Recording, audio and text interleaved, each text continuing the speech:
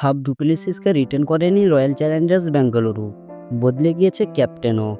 Do প্লেসির জায়গায় এবার আরসিবিকে নেতৃত্ব দিবেন রজত পাতিদার। স্বাভাবিকভাবেই নতুন ওপেনিং কম্বিনেশনও দেখা যাবে। বিরাট কোহলির সঙ্গে কে ওপেন করতে পারেন? ইন্ডিয়ান প্রিমিয়ার লিগের নতুন সংস্করণ শুরু 22 মার্চ, আর প্রথম দিনই মাঠে নামবে RCB. Defending champion Kolkata Knight রাইডার্সের বিরুদ্ধে খেলবে তারা।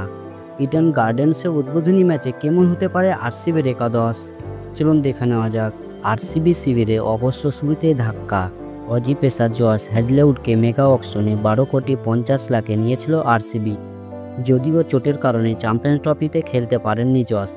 আইপিএলও প্রথম ম্যাচে তাকে পাওয়া যাবে কিনা তার সন্দেহ, এমনকি কত ম্যাচে পাওয়া যাবে না তাও নিশ্চিত নয়। তবে ব্যাটিং শক্তি বেড়েছে বলাই যায়। গত মরশুমে কেকেআরে খেলা ফিল শর্ট এবার আরসিবিতে। বিরাট কোহলির সঙ্গে ওপেনিংয়ে দেখা যাবে শর্টকেই। ক্যাপ্টেন রজত পাটিদার 3 নম্বরে নামতে পারেন। মিডল অর্ডার ও লোয়ার অর্ডারে একঝাঁক পাওয়ার হিটার রয়েছে। Liam Livingstone, Jitesh Sharma, Tim David, Kunal Pandya. বিদেশি কিপার ব্যাটার ফিল শর্ট থাকলেও প্রথম চয়েস কিপার অবশ্য তিনি নন। স্পেশালিস্ট ব্যাটার হিসাবে খেলানোর সম্ভাবনা শর্টকে। উইকেটের পিছনে খেলার সাথে দেখা যাওয়ার সম্ভাবনা জিতেশ শর্মাকেই। পাঞ্জাব কিংসে খেলতেন জিতেশ, এবার বড় অঙ্কে তাকে নিয়েছে আরসিবি। আরসিবির বোলিং বিভাগে নেতৃত্ব দেবেন অভিজ্ঞ পেসার ভুবনেশ্বর কুমার। এছাড়াও থাকছেন লুঙ্গি এনগিডি, জস দয়াল, রাশিক সালাম।